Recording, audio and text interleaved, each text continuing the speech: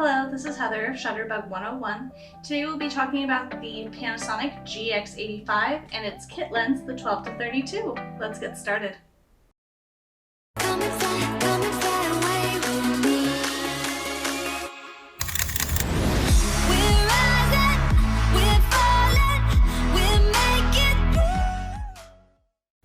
The Panasonic Lumix G85 and Gx85 are extremely similar, and yet the body type on each camera is completely different. Both cameras have the same 16 megapixel micro four thirds sensor, in-body stabilization that works alongside their Panasonic lenses, has 49 focus points, and shoots video up to 4K. Where the camera models are different is what they're targeted for.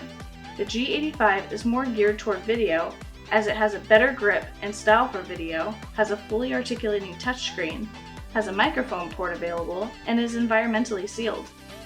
The Panasonic Gx85, the camera we'll be using for our walkthrough, is more geared toward photography, as it has a classic compact style for the traveler or someone who wants to grab it and go as it weighs less than a pound, and a tilting touchscreen to achieve different high or low perspectives. You will find general features, buttons, and menus will be very similar, so if you have the G85, this walkthrough should still help you. Alright, so the beginning of our walkthrough, we'll go ahead and just start with the front of the camera. So here you can see it's a very simple layout of this camera. You know, there's only one button here, and that's actually going to be to remove the lens. So if you hold this button and you turn, it's actually going to come right off. To put it back on, you're going to line up the dot here with the dot here and click it back into place. Now this specific kit lens that it comes with, a 12-32, which of course on this camera with this sensor is actually going to be a 24-64. You actually have to extend this ring out to the 12 mark before you can start taking pictures, or else it does tell you, hey, you have to extend this out or else I'm not going to do anything. So just know that before you have to take pictures with this lens, you do have to extend it out to that point. Going to the side of the camera here, we can see that we have a little door. Inside this door, you can see that we have a port for an HDMI cable. This will allow you to connect it to a television set to do like a slideshow of your pictures if you would like. It's essentially showing anything that you would see on the back screen. Of course, you have your charging port here, which when you do purchase this camera, it comes with a cord and a wall adapter. So you do plug in the camera specifically to charge the battery. You can get an external charger if you would like.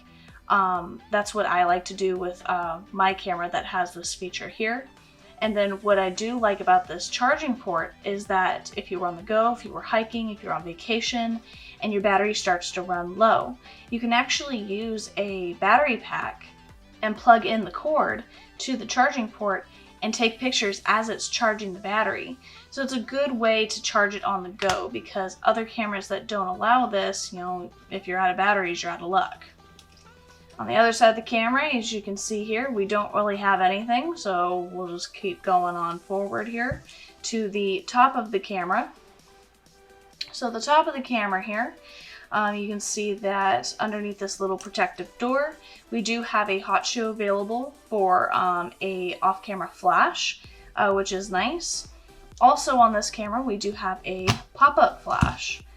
So when you hit the rear button on the back, which I'm about to show you, it gives you a little pop-up flash. As you can see here, we have a little lightning bolt. That is going to be your flash symbol. That is going to pop up the built-in flash. And, you know, I'm going to keep saying it on my videos because it is a strong belief that I have. All pop-up flashes are unfortunately, they're not of great quality. They're there if you need it, but if you really want a good quality flash to give you good quality pictures, which this camera is capable of, get yourself an off-camera flash. Going on here, we can see that we have a red button here. Now this is going to be to start recording and stop recording video. So you can see here on our dial that we do have a little video camera with an M. That is technically our movie mode. This is going to give us a little more options on the screen, like mic volume and that sort of thing there. However, on your manual modes and on your auto mode, you can still do video just by pushing this button. This, of course, is going to be your on switch. It will be on, indicating by the green light here. This is going to be a adjustment wheel, just like this one is right back here. Depending on what mode you are in on your dial here, it won't really do anything in your auto mode, but if you're in your P through M modes, your manual modes, which we'll go over here in a second, it will change different features there. Then of course you have your button right in the middle, which you push halfway down to focus, and you push all the way down to take a picture. Fairly simple there. IA, of course, is going to be intelligent auto. So intelligent auto is basically letting the camera do all the thinking, and it is fairly intelligent. When you have your camera pointed at a person, it will actually indicate that you're taking portraits. If you have it pointed at a landscape, it'll indicate you're taking pictures of landscapes. If you get your camera really close to something, it'll pop up with a little flower indicating that it's going into macro mode. So the IA is a great all-around mode, especially when you're just learning this camera. However, if you want a little more control, you can go into your P mode, which is going to be your program mode. Program mode is going to allow you to change certain features like focus and metering and all those fun things, which we'll go over here in a little bit. A is going to be your aperture mode. This is commonly confused for auto because it's a big A, but I can assure you that IA is going to be your intelligent auto. Your aperture mode controls the opening in the lens, how much light you let in. Essentially, the smaller number or bigger opening, the more blurry background you get to sharp foreground, versus a smaller opening or larger number gives you a sharp foreground and sharp background. So that would control that. S, of course, is going to be your shutter priority. This is going to control how fast it lets the light in. So if you're trying to stop motion or you're trying to show motion. M, of course, is going to be full manual. You're taking full control over every aspect of the camera. You're not really letting the camera do any thinking for you. Again, you have your movie mode, which we kind of went over already. C mode, which is going to be a custom mode.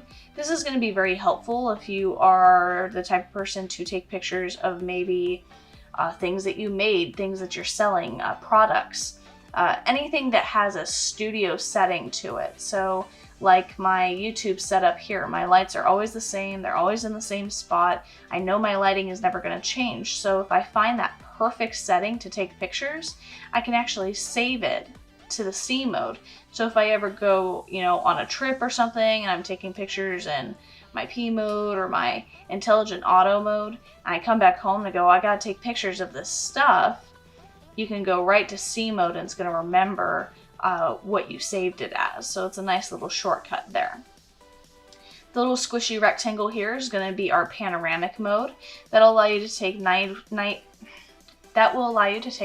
wide establishing shots. You want to go from left to right. Don't go up and down as you go from left to right. It won't work.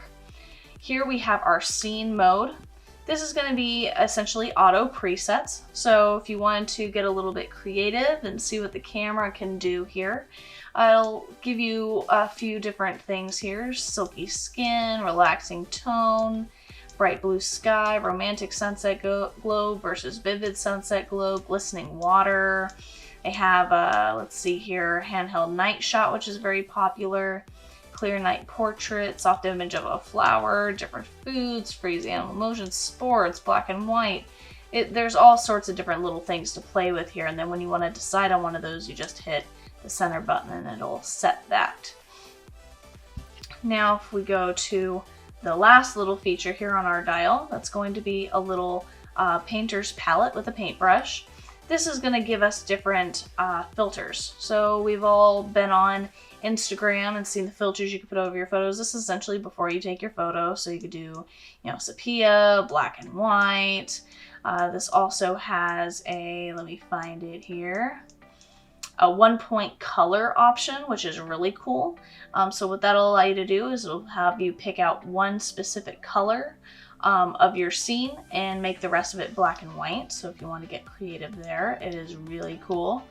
Other than that, that's just what those are. And then we are back to our intelligent auto mode. At this point, let me just move to the bottom of the camera here. So as you can see, we have our door here. This is going to hold our battery and our SD card. Now, naturally, I don't have an SD card in there at the moment, but to remove the battery, you just hit that little switch there. It comes right out. Put that back in there. When you put an SD card in, it is spring-loaded, so you always want to push down to pull that out. It is very important to remember there. And then, of course, then we have our universal screw mount for our tripods as well.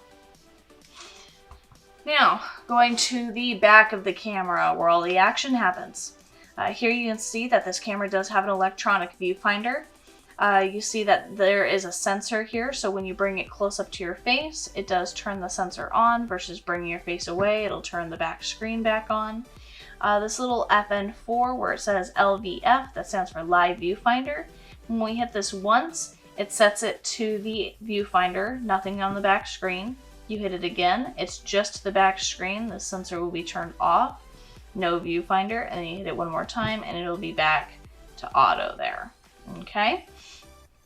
You'll see a little wheel here. A lot of people don't know what this is. It's called a diopter.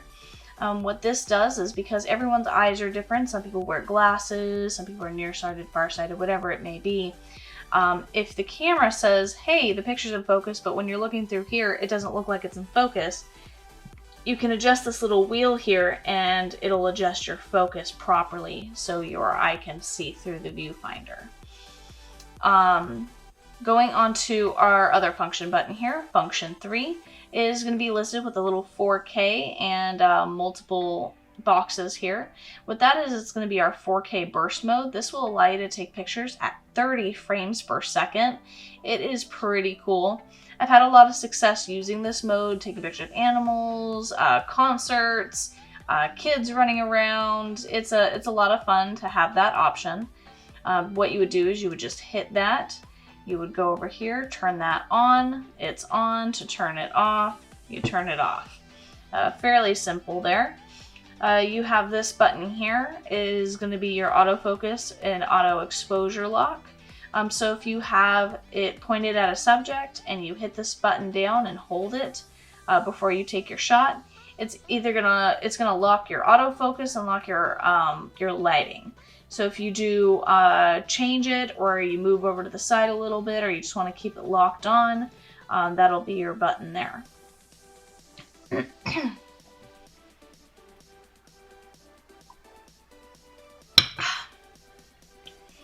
we have our function 1 button. You can see here that this one also has multiple windows, but it also has a little flower and mountains. What this is our post-focus mode. This is kind of a unique little feature to Panasonic cameras. What this will allow you to do is you only want to do this with still shots like landscapes or close-up photography. You would turn this on, so you would hit that button, you would turn it on. I'm going to keep it off right now. But when you take a picture, it essentially takes several shots, combines it in one, and when you go and look back at it later with your playback button here, you can pick on the screen where you want it to focus on the picture after you've taken it, which can be really, really cool if you're kind of picky and you wanted like one specific flower in a field of flowers to stand out more than the other. So it's a very cool little feature there. Going over on our shortcuts on our dial here, if you push up, that's going to be our ISO control. Now naturally, if I push these guys, okay. So naturally, if I push some of these guys, I'm really not going to have, naturally, if I push this guy on auto, it's not really going to let me do much because, you know, auto, you're essentially letting it take control there. So when we switch it over to our P mode, you'll see that we'll have the option to change our ISO. That's essentially going to be your image sensitivity to light. What I do recommend is keeping it on auto, but also setting a limit to it. So what that will do is you can actually set the limit right up here. So when you have it on auto, you can have it choose between ISO 200 and I would say like 16 or 3200 to set the limit to it on auto. So at that point, whatever situation you're in, you're letting the camera choose anywhere between a certain point, and it won't get any higher than that, so you won't lose any quality in your photos. If you push on the left button here with the square on the dots inside, that's going to change your autofocus modes, or your area, really. So what that's going to do is it's going to let you choose from kind of an all-over area, so the whole 49-point area. Custom multi, which is just like center, up the left, up at the right, you know, down at the left, down at the right. One area, so one specific general area there. Or pinpoint, so you're picking like one of those itty bitty little 49 focus points to get extremely specific. For general everyday use, I'd probably just say like, you know, one area. That way it just gives you a little bit more control and a little bit, you know, you can be pretty specific, but you don't have to be exactly specific, which is really nice. And if you hit on the right button where it says WB, that stands for white balance. So what this button will allow you to do is change a different temperature, like sunny, cloudy, shady, fluorescence. I would keep it on auto white balance all the time. The reason I say that is because cameras today are really good at determining what the white balance should be. Now, if you want to play with it, warm up your photos, cool down your photos a little bit, in playing with it, you want to make sure that after you're done, you always switch it back to auto white balance, because then you'll either get blue or orange people in your shots. When you push down, which has the little multiple frames here and a little timer, this is going to be your drive mode. So the single square is when you hit this button and hold it down, it's going to take one picture. When you use the burst mode and hold down the button, it's going to take pictures at 11 frames per second. You have your 4K photo burst, which takes pictures at 30 frames per second. You can also get there by pushing this button here. And then you have your 10-second timer. Single is good for just everyday sort of stuff. Down here, there's a button that says DISP. This is going to be our display button. This is going to change how we see the back screen here. So this is going to be the most plain. This is going to have a level. This is the level without the information. This is just information, black, and then back to this. Now, as much as the other one is super simple because it has nothing on it, I personally like to see my battery level to make sure that, you know, I'm doing okay and I don't have to replace it anytime soon. Down here at our function 2 button, you do see a little trash can here. This is going to be for deleting pictures on our playback menu. But what this also is it's also our quick menu, Q menu. So when we hit this, it's going to allow us to change all of our settings on the top and all of our settings on the bottom here. Now, of course, this is in P mode, so all of our manual modes are going to give us these options. When you're in auto mode, there's very, very few of these that you can change. So just kind of going through what is available on these is this top one here. That is going to be our photo style, so you can actually change the coloring of the photo while you take it. I personally like to do all that in post-processing in Photoshop if I have that option. So I would just keep it in standard, but you can put vivid color, natural color, monochrome, which is black and white. But again, standard I think is just fine. If we go on here, you can change your flash mode for when you do have your flash popped up. Forced on, red eye, turning it off completely. Of course, here you have your video mode, so you can change it to 4K, 1080p at certain frames.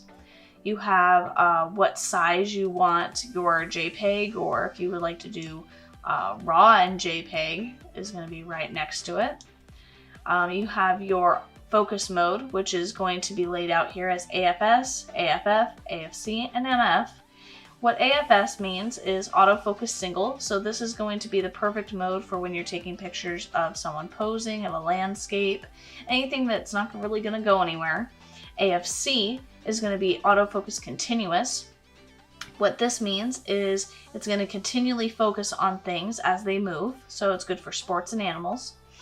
And then AFF, autofocus flexible, is letting the camera determine if the subject is either moving or still, if it needs to be an AFS or AFC. AFF is a good option to be in if you don't really know what you're going to be taking pictures of, so that's fine. And then of course MF is going to be full manual focus. Here we have our autofocus mode, like our focus area. Again, we can get there by pushing this way on the directional pad here. We have our metering mode where it's taking the light from. I recommend probably just being in the center weighted. This is going to consider the whole image. This is going to be whatever's in the center. And then you have your spot metering. So if I wanted like the camera over here and I wanted to take the lighting here, but not specifically in the center, I could meter for the camera and then readjust, or I could meter for the subject and then move my camera accordingly to offset it, but keep the lighting that I need, which can also help you in that auto exposure look as well. Let's see, here we have our exposure dial. So this is going to allow us to, if I lift this up here, you can see that we can either make it brighter or make the picture darker. So you can actually do this without changing any major settings. So if you just need to bump up the brightness or make it a little bit darker, either way, that's a great way to adjust your photo. We have ISO. Again, you can get to it by pushing the ISO button here. And white balance, which you can also get for pushing the white balance button here. And then we're back to the top. Now, something to keep in mind as well is if you find that you're stuck in this, you're stuck in a menu, to exit out, you can just push your shutter button halfway down and it'll exit right out of it.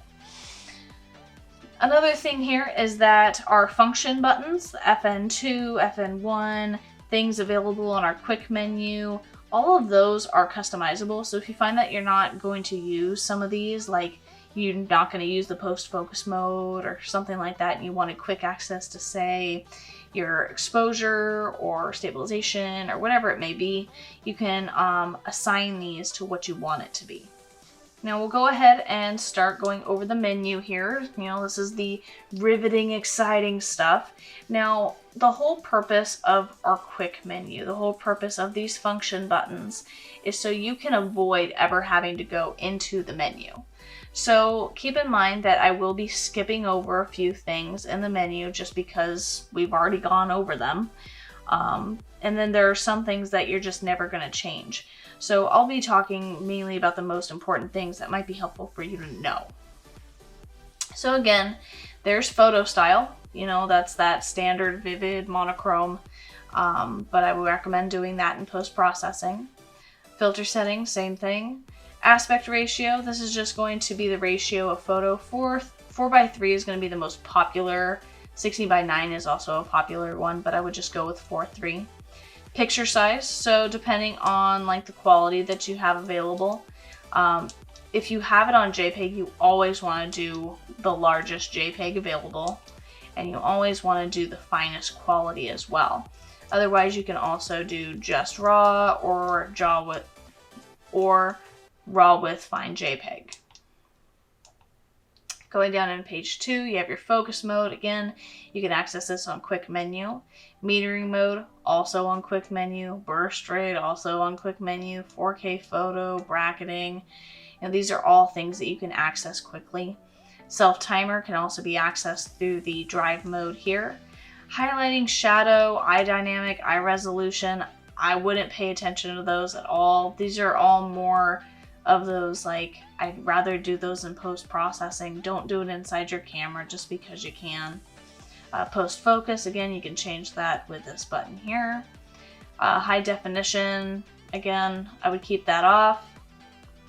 Multi-exposure, very similar to bracketing. You have time-lapse shot, you have stop-motion animation, so you have other creative options inside the menu. Shutter type, I would personally keep this on a mechanical shutter so you have more options. Shutter delay, just keep that off, that way there's no delay at all. Flash, red eye removal, you know, why not keep it on? It's not going to hurt anything. ISO limit set, so again, you can set that limit to your ISO. ISO increments, I wouldn't pay attention to that. Extended ISO, keep that off. Long shutter noise reduction, you know, that's up to you. If you're shooting in RAW, I would personally keep it off, but if you're shooting in JPEG, I would keep it on. Shading, comp, diffraction, composition, all of these off. Color space, RGB is perfect. Stabilizer, you want to make sure that is kept on as long as you're not on a tripod. Once you put this on a tripod, you want to make sure that you turn your stabilizer off. Face recognition, if you want it to be smart enough to recognize like people's specific faces, that's fine. For me, it's a little creepy. It's a little too smart for me. Profile setup, same thing. You can make it learn the age of your babies and pets and stuff, and I think that's a little too much.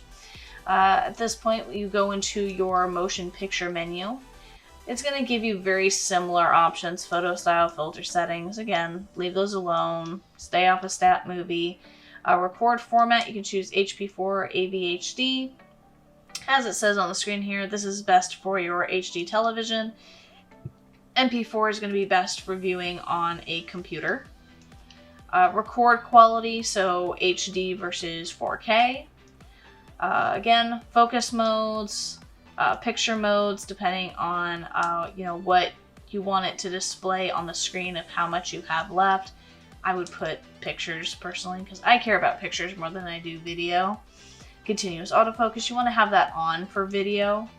Metering mode, same thing. And again, with these highlight, shadows, eye dynamics, eye resolution, leave those the heck alone. Stabilizer, that's fine, keep it on. Now, flicker decrease. If you find that you're in a location where there are fluorescent lights tend to flicker when you do videos. So you're going to want to test it out, see what shutter speed it needs to be fixed at to avoid any of that pulsing light that you see. And once you find it, you want to save it in there for that location. You can turn the mic level display on, which the mic on this camera is just these two holes here. Nothing too special. You can adjust the level and put the wind noise canceller on standard. Does just fine. Then going into our custom menu here, we can see that you can set up a custom menu. You can put silent mode on, which makes the camera completely silent, which is nice. Autofocus or auto exposure lock. Right now it's set to auto exposure lock only, which is, fine depending on what you want as a priority. If you want to lock it to hold it, you can turn that on or off. Shutter autofocus, yeah, keep that on. That way when you push the shutter button halfway down, it does focus for you. Half press release, keep that off. What that does is when you push halfway down, it takes a picture, and sometimes it doesn't focus. So keep that off all the time. Eye sensor autofocus, so when it detects an eye, or when you're looking through the viewfinder, it will autofocus when you do that. Pinpoint autofocus time, I wouldn't worry too much about those. Autofocus assist lamp, that means it's going to shine a little light outside the front of the camera. If it determines it's too dark, it can't focus on any direct thing. Focus release priority, you want it to be focus first if you don't want any blurry photos. Autofocus plus manual focus, don't worry about that. That just allows you to manually dial in your focus after you've autofocused, which that can sometimes mess things up, especially with a small screen like this. It can be hard to tell. Manual focus assist, I would keep that on just because when you do manually focus, what it'll do is it'll zoom in a little bit so you can see that your focus is going to be in focus. So you want the manual focus assist display to be like picture in picture. You want to take up the whole thing. I find that that's much easier. Manual focus guide, that's perfect. Peaking, histogram, all of that, I would just keep that off. Guideline, if you have a hard time composing your shot, doing a straight shot, you find that maybe some of your stuff is skewed, you can actually put the guideline on there to help you out if you'd like. Highlight, zebra pattern, it's all just kind of light pattern graphs that it's giving you. I would keep it off, it just makes the display more busy.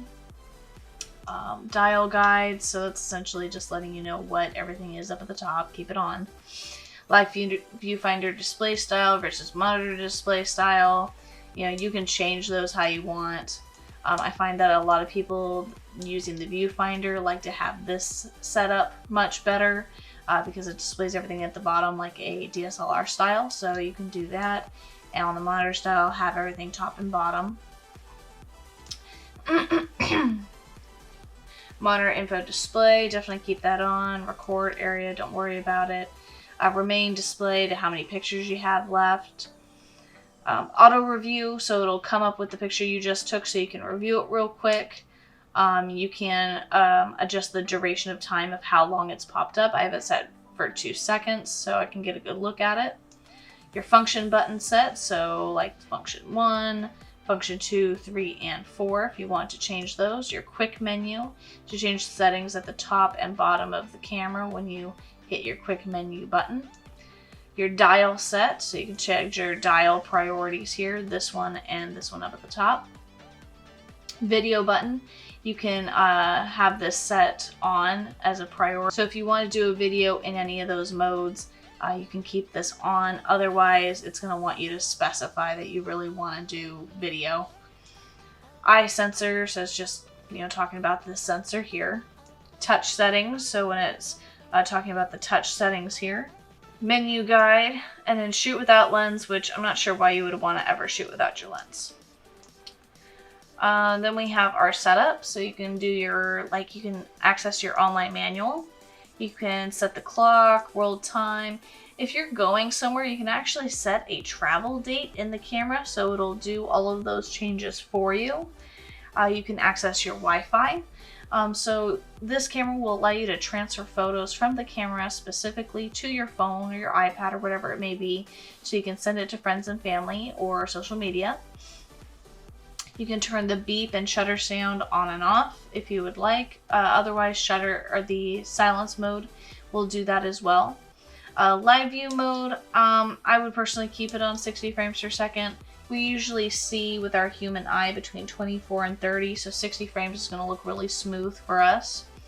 Monitor display, monitor luminance, so just how that looks there. Economy to minimize battery power. USB connection, TV connection, just very technical things, language. You can check your firmware version, so if it needs to be updated, you can check that. Exposure composition reset, wouldn't worry about that. Number reset, if you wanted to reset kind of like the miles in your car, you can reset the number on the pictures themselves. Reset. If you get stuck, something gets changed, you have no idea what happened, you can always go in here and reset your settings and hopefully that'll fix it. Pixel refresh, wouldn't worry so much about that. Sensor cleaning. So this has an automatic sensor cleaning where it'll shake the sensor and try and knock off any dust. If you're still seeing spots, make sure you take the camera into a professional to have it professionally cleaned. Don't try and do it yourself. Because if you do injure the sensor inside the camera, it's like open heart surgery. So if you go poking and prodding in there, you can hurt the sensor and then you've lost your camera completely. Demo mode, keep it off. And then of course you have format. Now format I do want to go over. I go over that with all of my cameras and my walkthroughs. It's very important for you to know about this. So when you have an SD card, you've gone to an event, you've gone on vacation, you've taken your pictures, you've made sure you've backed them out to your computer. I cannot stress that enough. Make sure that when you remove the memory card from your computer, that the pictures are still on your computer. Once you've done that, you go, okay, I don't want the pictures on my card anymore. I want to reuse it to go and shoot something else. You put it in your camera, and instead of using the trash can and deleting all your pictures, you want to go in and select Format under the wrench. The reason you would like to do that is because when you format your pictures, or you format your memory card, it completely resets your memory card to how you purchased it. So it will permanently delete any pictures you have on there. When you delete with the trash can, it essentially puts your pictures into an invisible recycling bin, where it goes, you might want those later. But however, if you just go through time of deleting pictures over and over again with the trash can here, that recycling bin can fill up, cause viruses, can cause corruption of future images.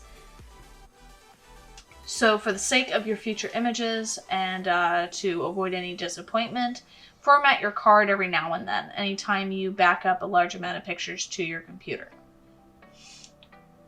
And of course, we have our last menu here, which is our playback menu. This is, of course, very self-explanatory. You can do a slideshow in here. Playback mode, which is, of course, just the triangle button. You can do location logging, which is essentially GPS. Now, something to keep in mind here, it gets your location from your cell phone.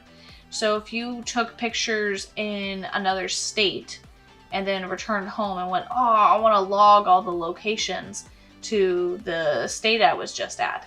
If you start doing that, it's going to log it at your house. It's not going to log it in the other state. So it's something to definitely keep in mind when you do that, is it's not going to know where you took those pictures. Have raw processing. You have light composition. So it essentially has editing tools in the camera. I personally would do this in an editing program on your computer where you have a larger screen to work with. You can add a text stamp, you can time-lapse video, resize, crop, and rotate the pictures. You can print them, protect them, and then of course adjust your delete confirmation to have it as yes first or no first. Definitely have it as no first, because if you accidentally hit this button twice, you don't want to lose your photo and then be out of luck. Other than that, that pretty much sums up this camera. Again, this camera and the G85 are going to be fairly similar on the features that it has available. It might just be in a different location. Menus should be very much the same, but overall, it's going to be extremely similar. If you have any questions, or if you would like me to go over a specific camera, please give me a comment below so I can put you on the list. If I missed anything, if I missed any information, if you have any specific questions about this camera, also leave a message in the comments for me. Other than that, keep your eye open for inspiration, Shutterbugs. Have a great day. Bye.